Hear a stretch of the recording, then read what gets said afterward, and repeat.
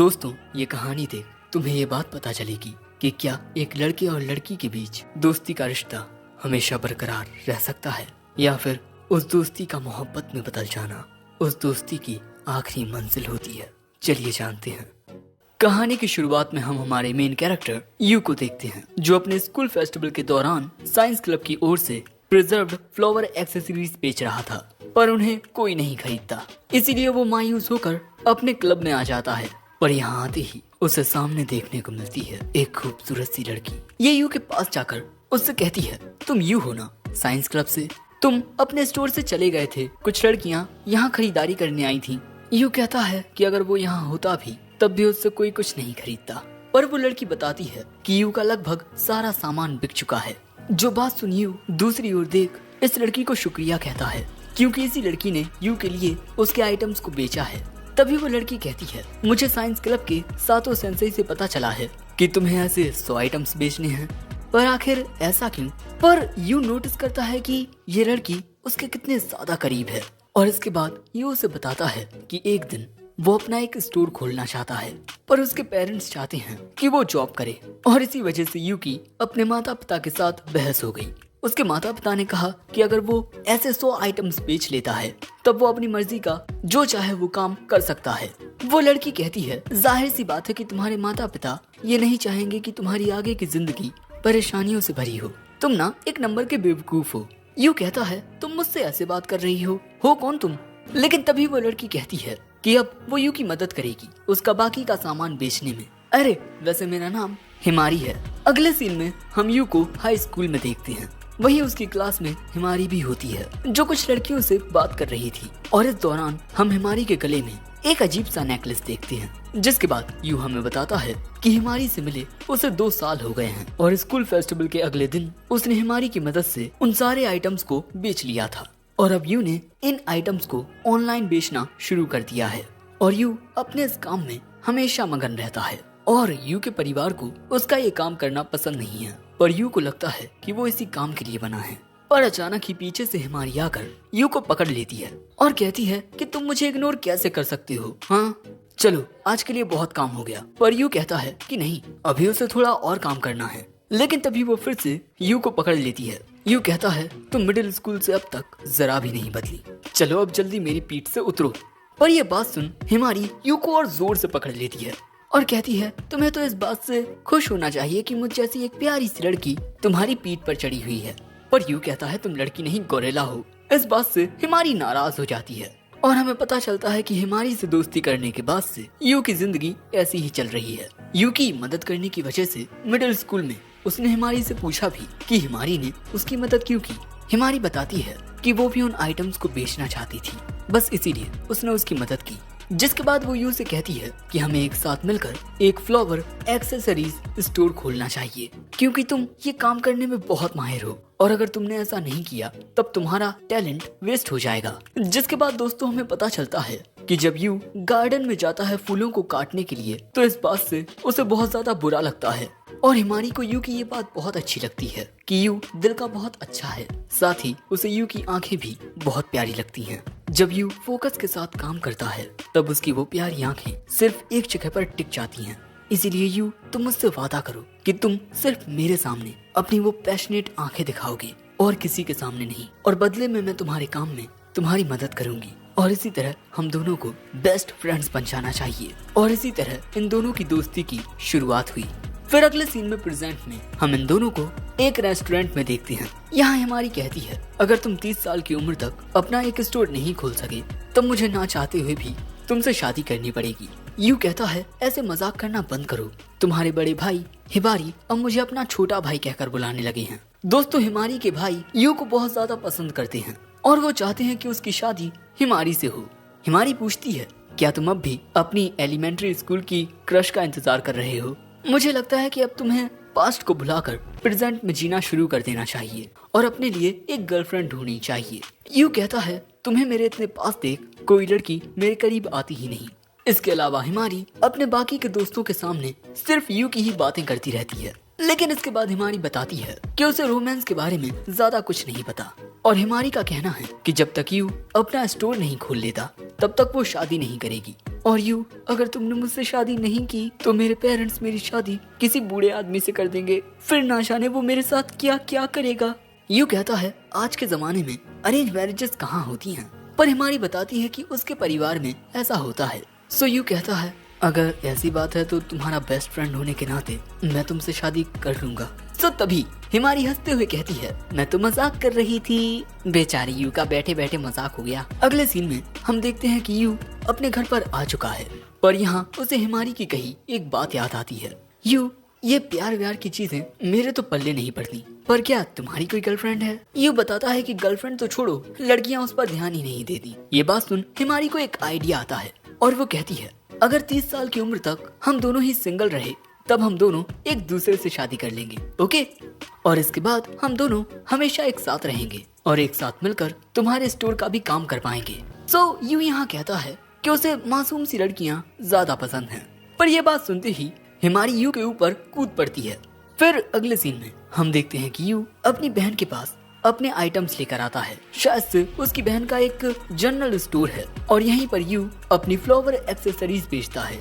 अब अगले दिन स्कूल में हिमारी का एक सीनियर उससे पूछता है कि क्या तुम उस लूजर से लड़के को डेट कर रही हो जो हमेशा तुम्हारे साथ रहता है? सो हिमारी कहती है कि आपको इससे क्या मतलब, और इसके बाद अपना काम करते हुए हिमारी मन में कहती है बेवकूफ कहीं का, वो जानता ही नहीं कि यू कितना कमाल का है।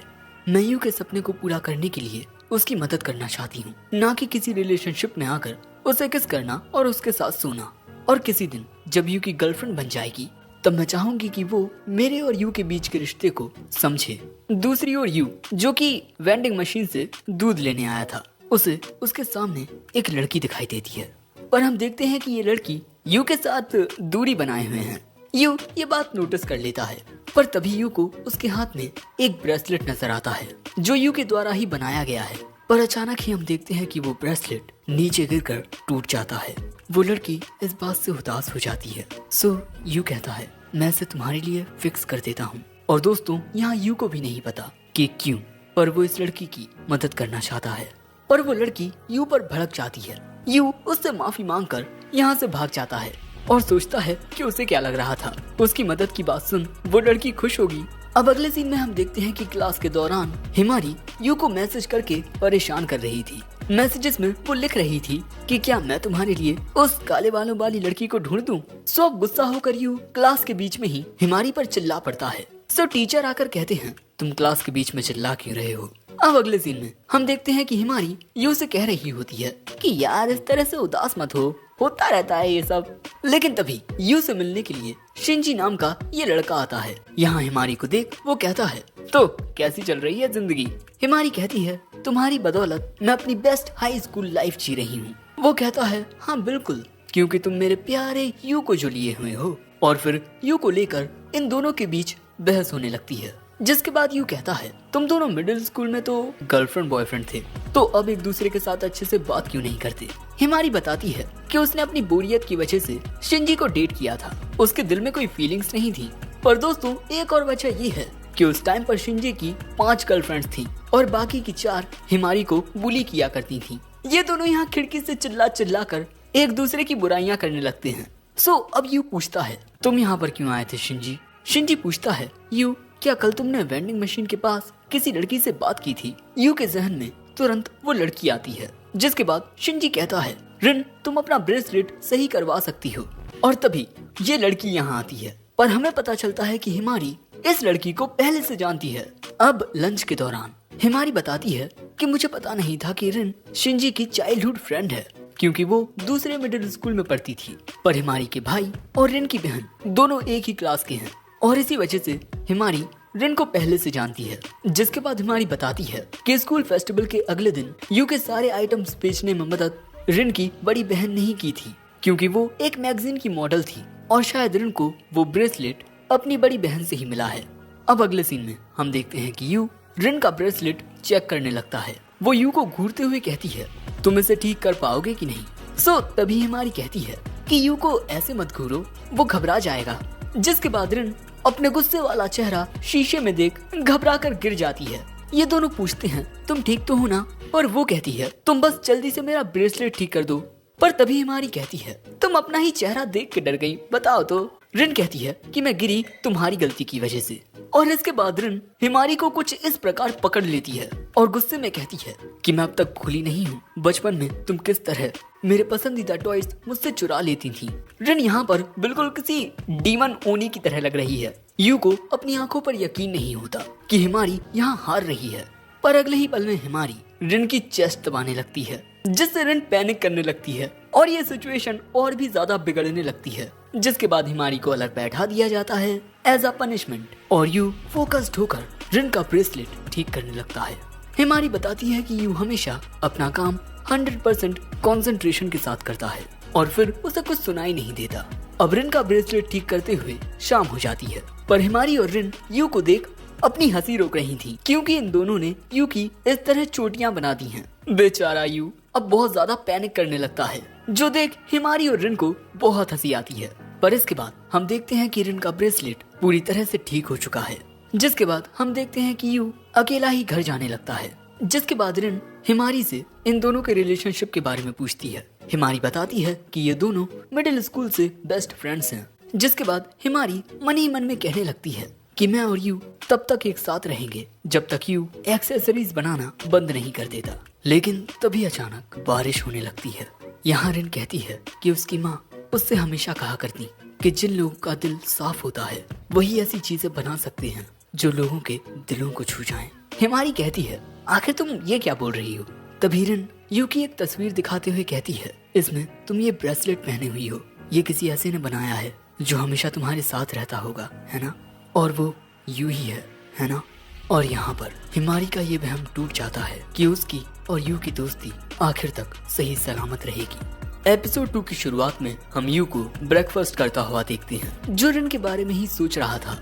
पर तभी उसकी बहन वहाँ आती है। जिसके बाद साकुरा को पता चलता है कि एक लड़की ने यू से उसका ब्रेसलेट ठीक करने को कहा था। जो जान साकुरा कहती है कि ये तो अच्छी बात है क्योंकि अब तक वो हिमारी की पसंद के अनुसार अपनी एक्सेसरीज बना रहा था, इसीलिए वो सब देखने में एक जैसी ही लग रही थी। मगर इस दूसरी लड़की से बात करके वो अपने आइटम्स में इम्प्रूवमेंट कर सकता है। यू कहता है पर सेल्स तो अच्छी चल रही हैं, तो बदलाव करने की क्या जरूरत है। सो साकुरा कहती है कि तुम्हें हमारी डील तो याद है ना कि अगर तुम 30 साल की उम्र तक अपना स्टोर नहीं खोल सके तब तुम्हें हार मानकर एक जॉब करनी पड़ेगी। इसके अलावा वो हिमारी से भी शादी कर सकता है, वो लड़की काफी समझदार है। अब इसके बाद यू अपने स्कूल में भी इसी बारे में सोच रहा था कि क्या उसे सच में अपनी एक्सेसरीज में इम्प्रूवमेंट करने की जरूरत है। दूसरी ओर हम शिंजी को देखते हैं जो रिन से कह रहा था कि तुम्हें अपनी अगली चाल चलने के लिए मेरी जरूरत तो पड़ने ही वाली है।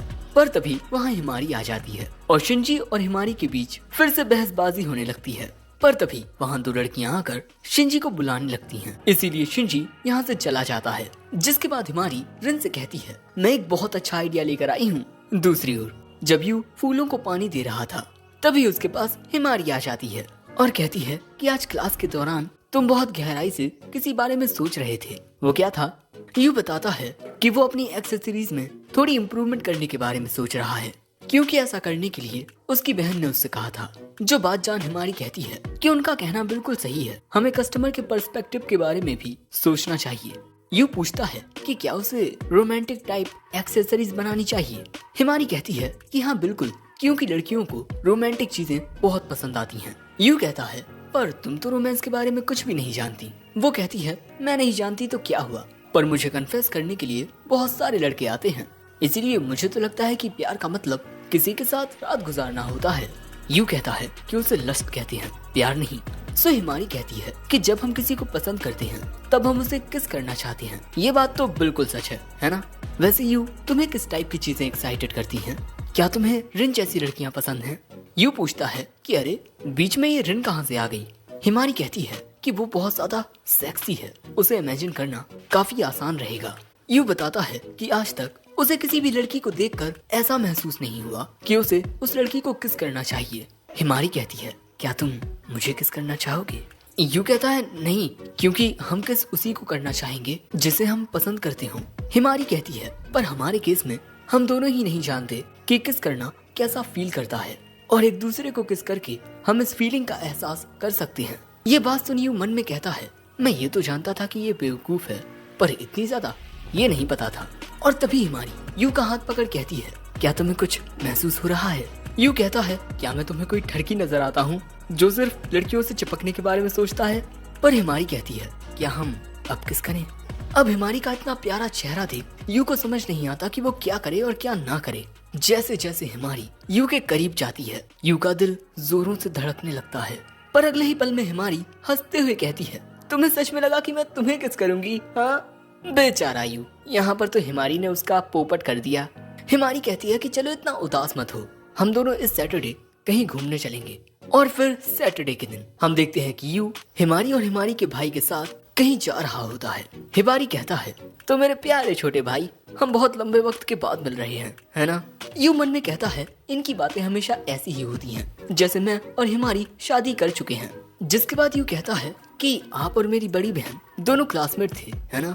हिमारी कहता है कि हाँ, हाई स्कूल में हर कोई साकुरा के टैलेंट की तारीफ करता था। वैसे यू, तुम्हारे अंदर भी एक्सेसरीज बनाने का खुफिया टैलेंट है और तुम जब चाहो तब हमारे यहाँ आकर काम कर सकते हो, मेरे प्यारे छोटे भाई। जिसके बाद हम देखते हैं कि हिमारी यू को एक जगह लाकर छोड़ देता है और इसके बाद वो यहाँ से चला जाता है क्योंकि उसे अपनी कंपनी का काम करना है। यू को समझ नहीं आ रहा था कि भैया हो क्या रहा है। तभी वहाँ हिमारी आ जाती है। वो कहती है कि तुम ये नॉर्मल से कपड़े पहन कर आए हो? क्योंकि दोस्तों हिमारी खुद बहुत स्टाइलिश कपड़े पहन कर आई थी।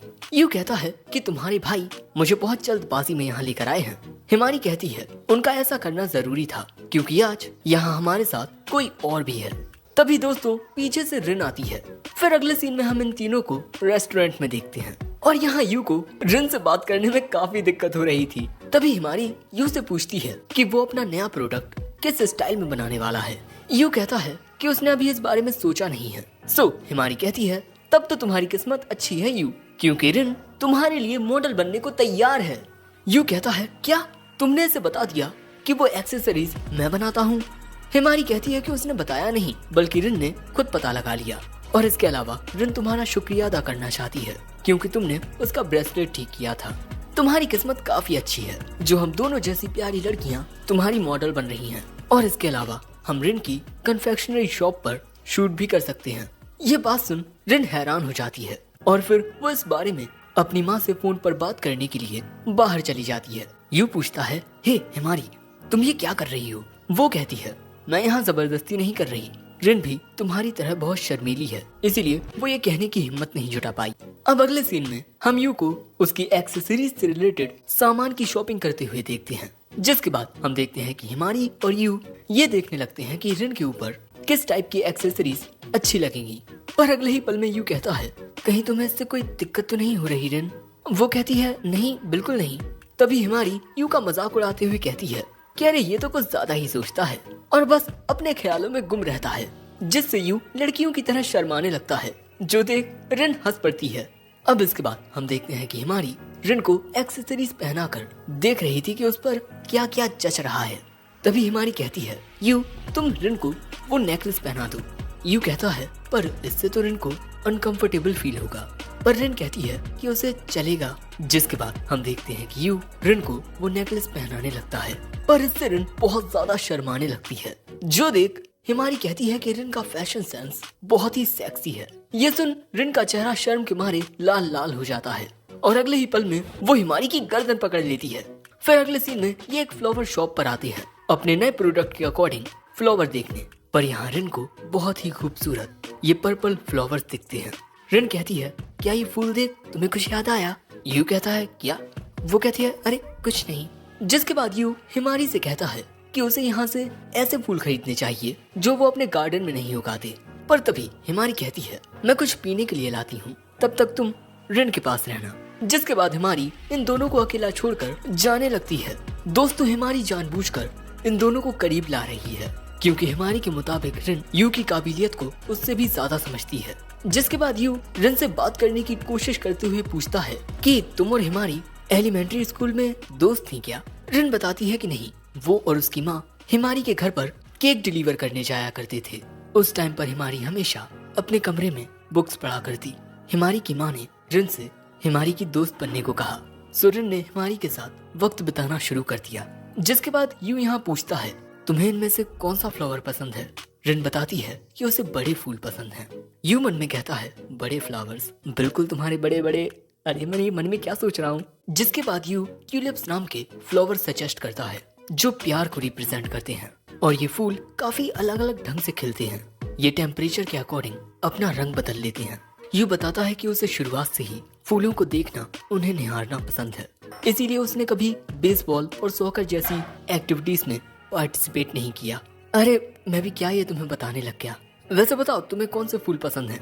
पर तभी रिन उससे पूछती है कि आखिर उसे फूल इतने पसंद क्यों हैं। और यहाँ रिन की ये प्यारी आंखें देख इनमें खोया हुआ यू उसे बताता है कि जब वो एलिमेंट्री स्कूल में था तब वो अपने परिवार के साथ एक बोटेनिकल गार्डन में गया। जब वो वहाँ घूम रहा था तब उसे वहाँ रोती हुई एक लड़की दिखाई थी। वो अपने पेरेंट्स से अलग हो गई थी, इसीलिए यू उसके साथ उसके पेरेंट्स को ढूंढने लगा और वहाँ उस लड़की को एक फ्लावर बहुत पसंद आया जो मैंने उसके लिए खरीद दिया। फिर अपने माता पिता के साथ जाते हुए उस लड़की ने मुझसे कहा कि वो इस फूल को देखते हुए यू को हमेशा याद करेगी और फिर उसके बाद से ही मेरे दिल को फूल भाने लगे। और दोस्तों, अपनी इस कहानी के बारे में यू ने हिमानी के अलावा कभी किसी को नहीं बताया। पर तभी रिन कहती है कि वो फूल बहुत खूबसूरत था और तुमने बताया कि वो फूल उसके बालों पर बहुत जच रहा था, है ना? मुझे अपने बाल शुरुआत से ही कुछ खास पसंद नहीं थे, पर जब तुमने मुझसे वो बात कही मुझे अपने बाल अच्छे लगने लगे। और दोस्तों, यू ये बात समझ जाता है कि बचपन में उसे जो लड़की मिली थी वो रिन ही थी और इन दोनों के बीच ये प्यारा सा मोमेंट बहुत अच्छा था। अब शाम हो जाती है पर हिमारी वापस नहीं लौटी, इसीलिए यू उसे कॉल करने ही वाला था। पर तभी रिन कहती है कि हम अपने नंबर एक्सचेंज कर लेते हैं। दोस्तों, दूसरी ओर हिमारी अपने घर आ चुकी थी और यहाँ हिमारी वो बात याद करती है जो रिन ने उससे कही कि जब उसकी बड़ी बहन ये ब्रेसलेट लाई तब अचानक ही हिमारी के जहन में बचपन का वो किस्सा याद आया और रिन के मुंह से वो कहानी सुनकर हिमारी ये बात समझ गई कि ये वही कहानी थी जो यू ने उसे सुनाई थी। और ये जानने के बाद हिमारी ने फैसला किया कि वो यू और रिन को एक साथ लाएगी। पर अब जाकर हिमारी को समझ आया कि उन दोनों को करीब लाने के लिए उसे कुछ भी करने की जरूरत नहीं है, किस्मत खुद ब खुद सब कर देगी। और मैं इस बात से खुश हूँ कि वो दोनों एक साथ आ जाएंगे। पर जब मैंने यू को रिन के साथ देखा तब उस पल में यू मुझे खुद से बहुत बहुत दूर नजर आया, जैसे उस तक पहुंचना मेरे लिए नामुमकिन हो। सो दोस्तों, क्या सच में आगे चलकर भी यू और हिमारी की दोस्ती बरकरार रह पाएगी या फिर कुछ ऐसा होगा जो किसी ने सोचा ना हो? वैसे अगर तुम ये जानना चाहते हो कि आगे क्या होने वाला है तो कमेंट करके बता देना कि तुम्हें इसका पार्ट 2 भी चाहिए। इसके अलावा हमारे चैनल को सब्सक्राइब कर लो क्योंकि अभी भी कई सारी सीरीज आना बाकी हैं। इसके अलावा हमारे चैनल की मेंबरशिप भी ज्वाइन कर लो क्योंकि कुछ वीडियोस मेंबर्स के लिए पहले आ जाते हैं। वैसे मैं मिलता हूँ जल्दी किसी नए वीडियो में, तब तक के लिए सायोनारा।